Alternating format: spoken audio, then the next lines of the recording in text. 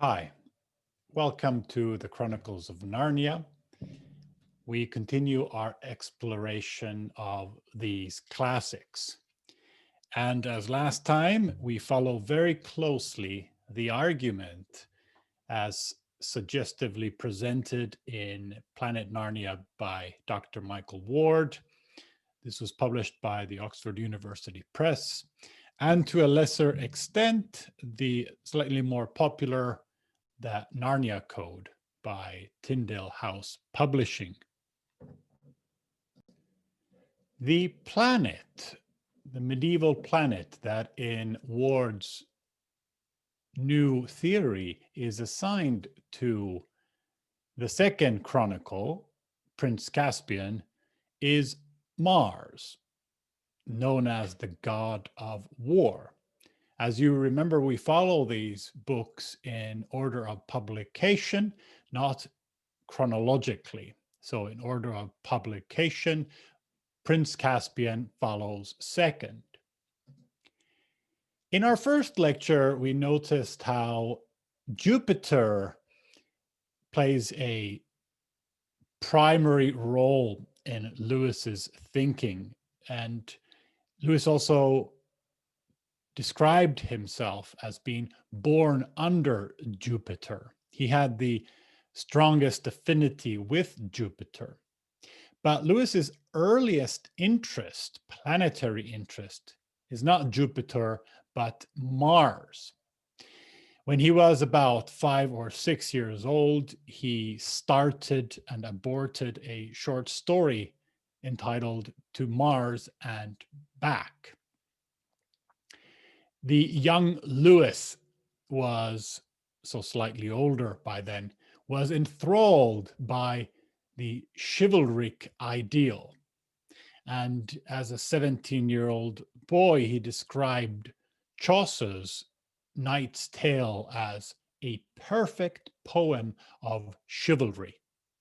In that poem, combat takes place on Tuesday, the day of Tyr, Tyr, who was the Norse equivalent of Mars. And Ward says the character and influence of the planets are worked into the Knight's Tale. I'm sorry, that's not Ward, but those were actually Lewis's own words in the discarded image, his introduction to medieval and Renaissance literature. On the day of his 18th birthday, on his 19th birthday, he lands in the trenches of the First World War in France. As an 18-year-old, he had volunteered for service. In Lewis's biography, Surprised by Joy, in the chapter Guns and Good Company, he describes joy as an odious necessity, an odious necessity. In this picture, he is side by side with his friend Paddymore, who is on the right, who ends up dying in this war. I don't recognize, and I don't know if the gentleman in the center has ever been identified. Mars in Lewis's poetry. In Lewis's poem, The Planets, which we began exploring last time, Mars is called necessity's son, an odious necessity, necessity's son. And now might be a good time to hit pause and look at the handout. I will link it in the description. Look at the handout and read through the poem yourself. Once you've read through the poem, you'll have a preliminary grasp of what Mars is all about. Mars is, in a way, Mars is a bad planet. In medieval cosmology, he was referred to as the infortuna minor, so the lesser planet of misfortune. If Jupiter was the fortuna major, Mars is infortuna minor. Which planet is infortuna major? We will look at that later. Mars is described as cruel. The poem speaks of trouble, of haughtiness, of gracelessness, mercenariness, insolence, coldness. But it's important to realize that Mars isn't all bad, because nothing above the moon, nothing superlunary, is bad in itself. There are martial virtues as well: righting wrongs, rescuing the meek. Laughter is mentioned, beauty and keenness, blitheness, happiness, achievement, courage, and strength. Mars himself is indifferent to his effects. He's neutral. All's one to Mars, as the poem says. He's hired by the bad and the good. Notice how even the crucifixion is somehow under his influence. His metal's iron that was hammered through hands into holy cross. Did Mars inspire the evil crucifiers, or did he sustain the innocent crucified? Other martial poems in Lewis's stock include Exercise of an Old Theme, To the Gods of Old Time, Sonnet, A Cliche Came Out of Its Cage, like the name of that, The Queen of Drum, Lancelot, of course, and so on. From poetry to Lewis's scholarship, or planetary scholarship. Now, at this stage, allow me to read a passage from The Discarded Image. From this work, page 117, in describing Mars in the chapter called The Heavens, Lewis writes, "The fault lies not in the influence, but in the terrestrial nature which receives it. In a fallen earth, it is permitted by divine justice that we and our earth and air respond thus disastrously to influences which are good in themselves. Bad influences are those of which our corrupt world can no longer make a good use. The bad patient makes the agent bad in effect. If all things here below were rightly disposed to the heavens, all influences would be extremely good, optimos. When an evil effect follows them, this must be attributed to the ill-disposed subject, indisposito subjecto."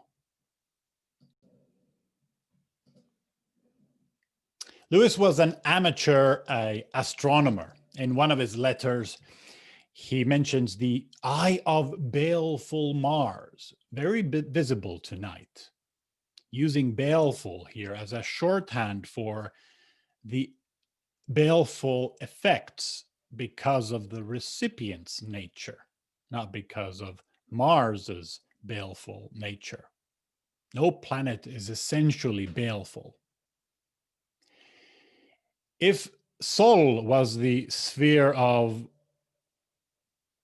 the philosophers and the theologians, Mars is the sphere or the heaven of the martyrs. Unsurprisingly, it's about martyrs experience violence, they exemplify courage. The word martyr comes from martem. Out of the Silent Planet, the first of Lewis's three science fiction works, his trilogy, depicts the planet Mars as a delightful place, and also the creatures as delightful. And it is to the Ransom trilogy that we turn next.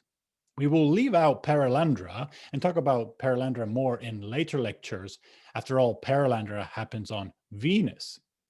But Mars is where the majority of Out of the Silent Planet takes place. And as for the martial location and the temper of Mars, or Malacandra, as it's called in its native language, we learn, the most striking feature of this planet is verticality. Things are high, they're narrow, steep, pointed, elongated, needling, and the inhabitants themselves are tall and lean. I wonder if I would fit in well. There's this sort of perpendicularity, a rush to sky, says Ward. All of this is a manifestation of Mars's masculinity. Lewis, who was not a follower of Freud and was often very suspicious of Freudian theories, is here deliberately using phallic imagery, not simply sexual imagery.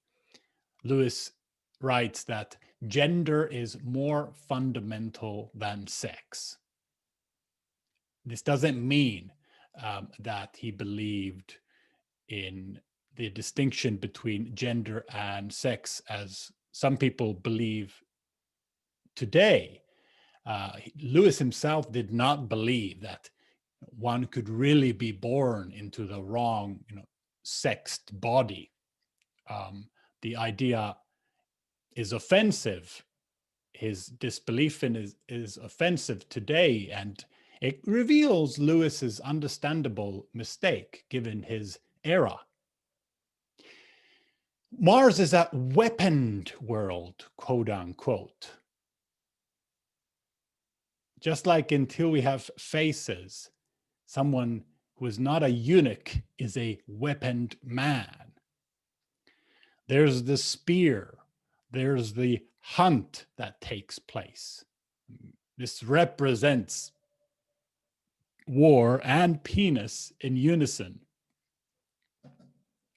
The Martian spirit, we hear, is something in the air.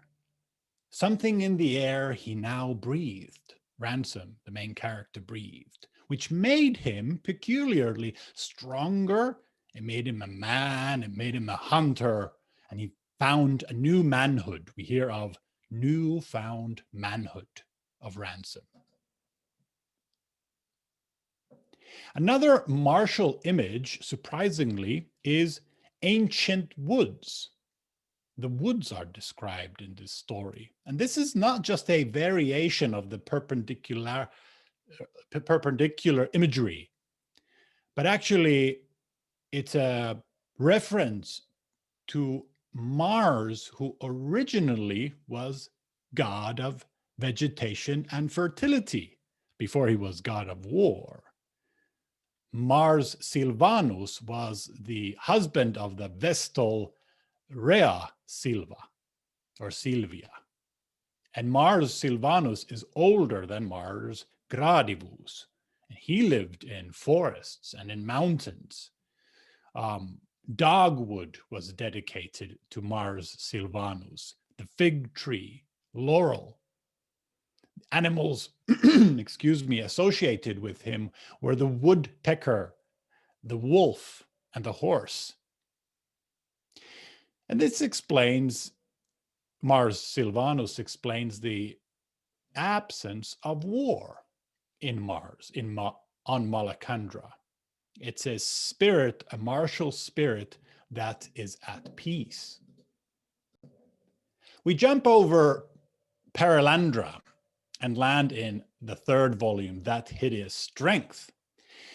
Having encountered the martial and the Martian mind in the first volume and absorbed it, Ransom kind of comes back to Earth in this book. And there are three manifestations, according to Michael Ward, martial manifestations.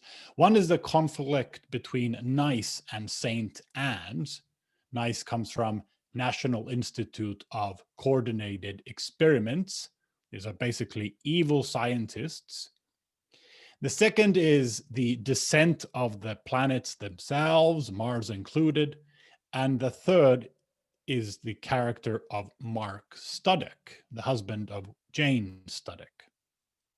During the conflict between Nice and Saint Anne, we read, and this is Ransom, I have stood before Mars himself in the sphere of Mars, and before Venus herself in the sphere of Venus.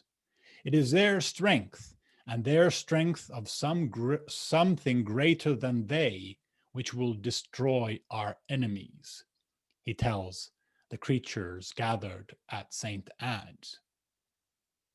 And when, secondly, Mars descends in this almost orgiastic chapter, we read, I'm not like you, McPhee. I'm not brave. But I was just thinking as you spoke that I don't feel afraid of being killed and hurt as I used to do. Not tonight. Ward says that this work attempted to display the good element in the martial spirit, the discipline of freedom from anxiety, this calm and determined dutifulness. Finally, Mark Studdock. Here we see the transformation from tonic masculinity. His toxic masculinity becomes tonic. And Mark itself is a martial name, and he lives up to his name in this story. He becomes brave, frightened by the very fact that his fears seem to have momentarily vanished. Early on in the story, he was a bore. He treated his wife, Jane, with an offensively proprietorial spirit, as Ward describes it.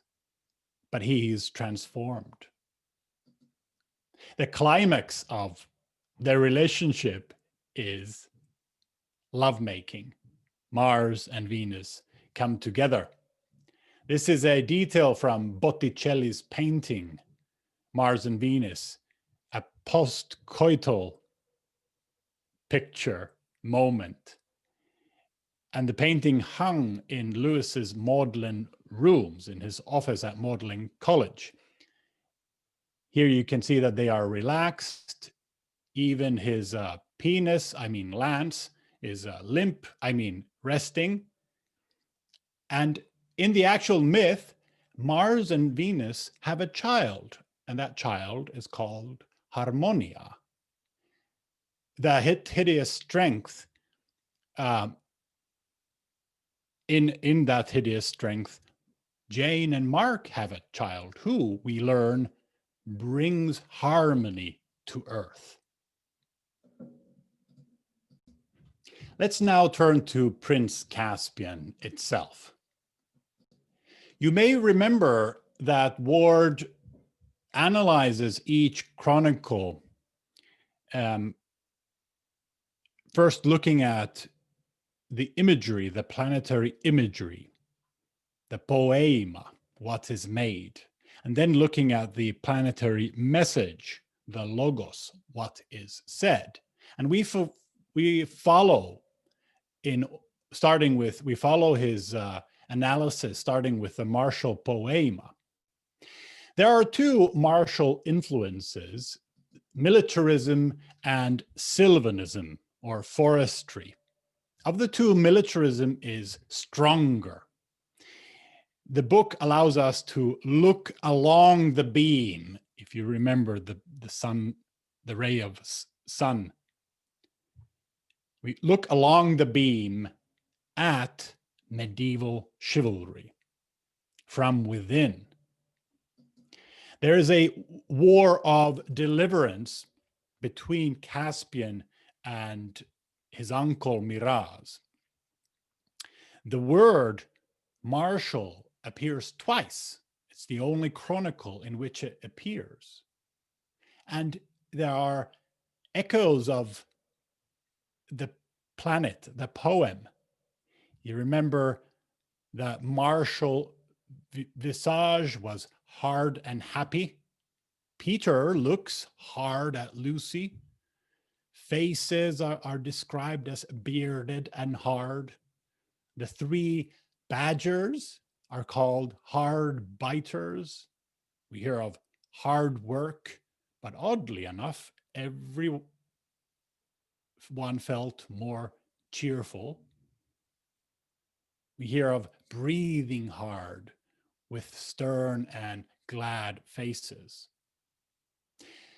Most importantly, some of the characters become martial, like Caspian himself, Peter, Edmund.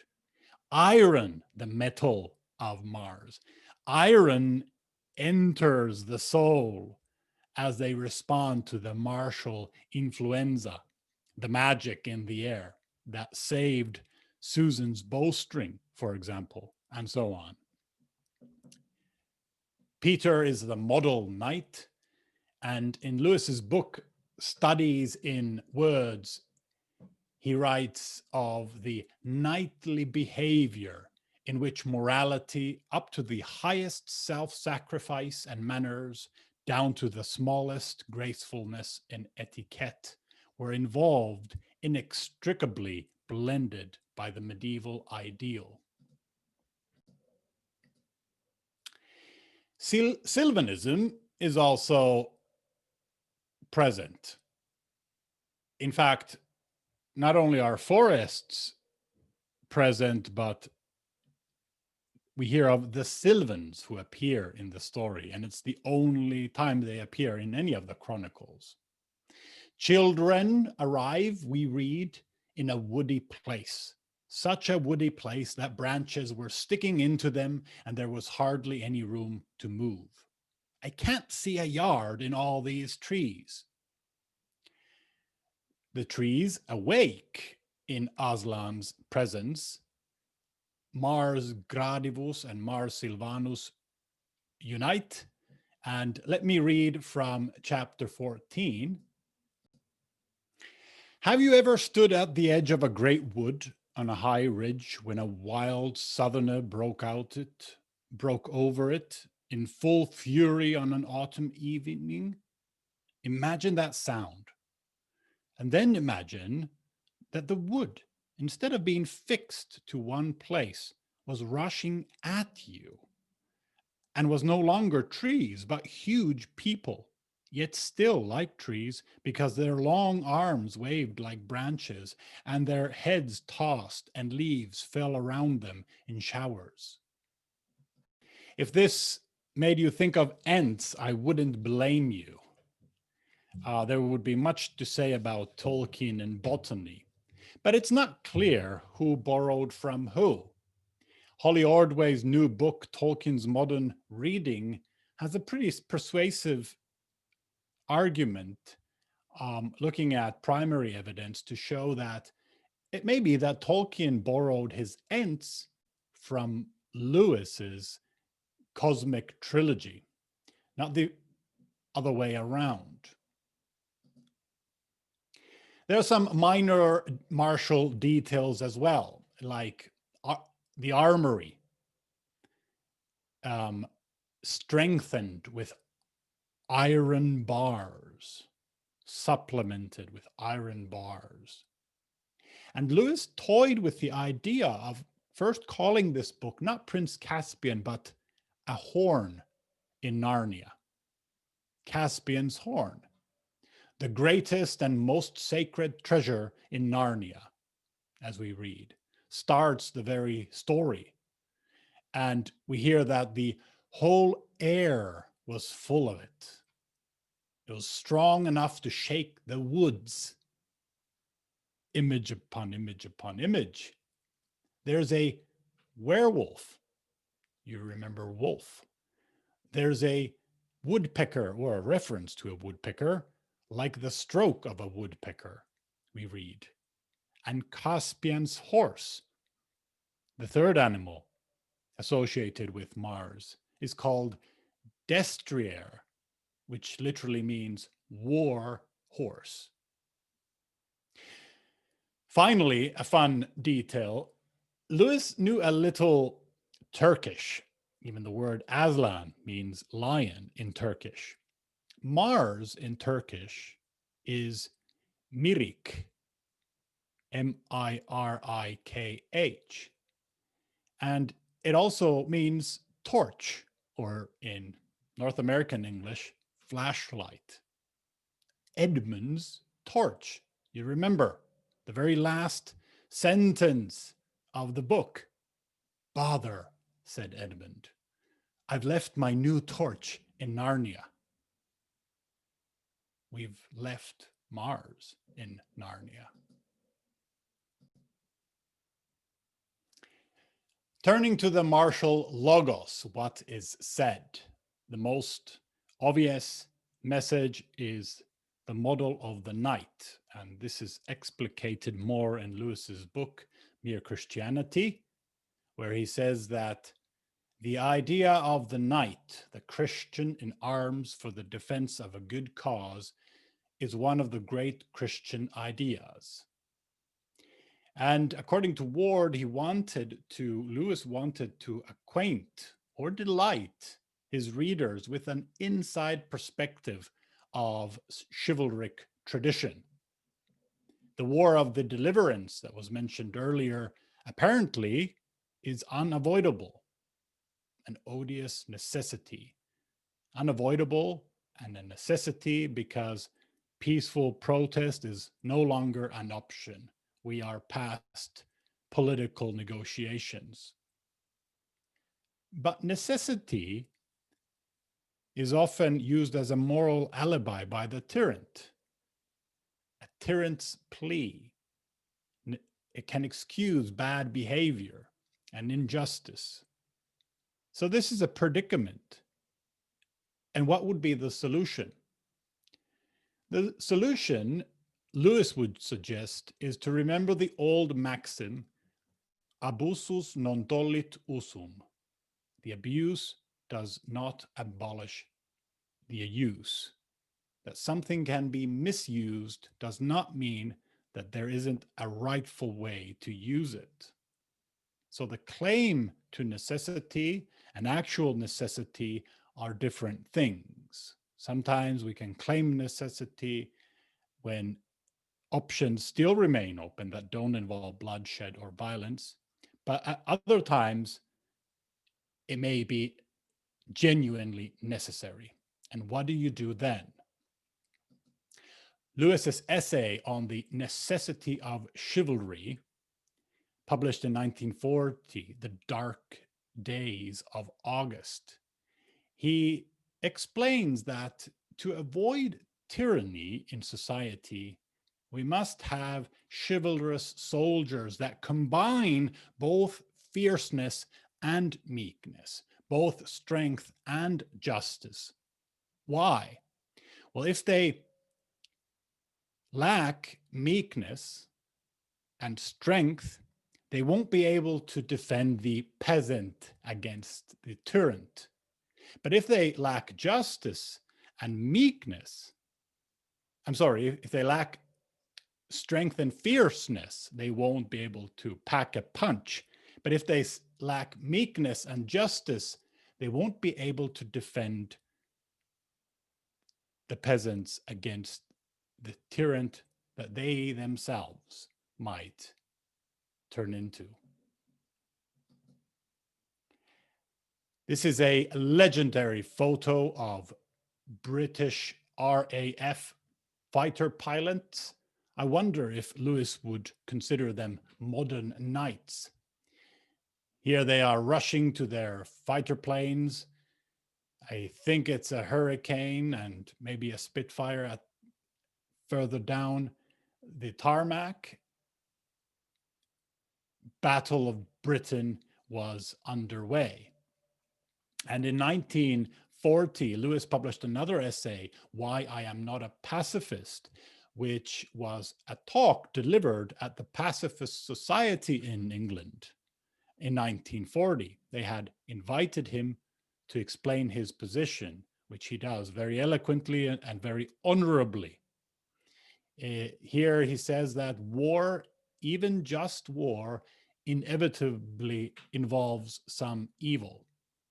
And in Lewis's book, Oh Hell, which we quoted from last time, the Oxford History of English Literature, he writes, to banish the night does not alleviate the suffering of the peasants. A final word on Aslan. His role as Mars Gradivus in this book is limited, though it's a war story. Aslan's role, explicit role in the war, is limited. This obviously poses a serious problem for Ward's theory, but Ward has a few suggestions. He proposes a few reasons why this is naturally so. First of all, he says that Mars is different from Jupiter. Jupiter's kingliness is different from Mars's knightliness. Aslan is less of a knight and more of a commander-in-chief, and he holds back from battle in this story, but he didn't hold back from battle in the whole war. Leaders are first to attack, good leaders, and in The Lion, the Witch and the Wardrobe, he confronts the White Witch head on. Whereas knights are, we read, soldiers among soldiers. Secondly, knightliness is evidenced in gentleness too, not just fierceness. Edmund decides not to exploit Miraz's trip in the duel. He says, I suppose it is what Aslan would like. So the Christ figure is present even in his absence, restraining the violence from turning into cruelty. Perhaps the most profound reason is, and this is a quote from Lewis's essay, Christianity and Culture, to the perfected Christian, the ideal of honor is simply a temptation. Early on, honor can serve as motivation, as fuel, prompting the fight for goodness. But later on in character development, honor becomes a temptation. And Aslan gently, you remember in the story, mocks Reepicheep, the knight. I have sometimes wondered, friend, whether you do not think too much about your honor. The summit of martial achievement is not knighthood, but martyrdom. And martyrdom, true martyrdom, does not mean killing for your faith, but dying or suffering for your faith, for your witness. Many of the characters do suffer for their witness, for speaking truth to power, so to speak. Caspian's nurse, you remember, Dr. Cornelius, and even Lucy Pevensey, yet again, as in The Lion, the Witch, and the Wardrobe. Let us finish by reading from the book itself. At the end of chapter 10, we read, Lucy buried her head in his mane to hide from his face. But there must have been magic in his mane. She could feel lion strength going into her, Quite suddenly, she sat up. I'm sorry, Aslan, she said. I'm ready now. Now you are a lioness, said Aslan, and now all Narnia will be renewed. It is a terrible thing to have to wake 4 people, all older than yourself and all very tired, for the purpose of telling them something they probably won't believe and making them do something they certainly won't like. I mustn't think about it. I must just do it, thought Lucy. And this is actually the turning point in the story, the evocation of courage in Lucy and later the others. We hear later with Susan, you have listened to fears, child, said Aslan. Come, let me breathe on you. Forget them.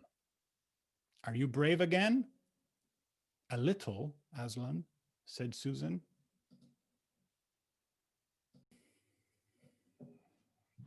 I must warn you again that I have committed a fallacy. Mea culpa. I repent in dust and ashes, but only if you can expose me. Where was the fallacy? What was a bit off?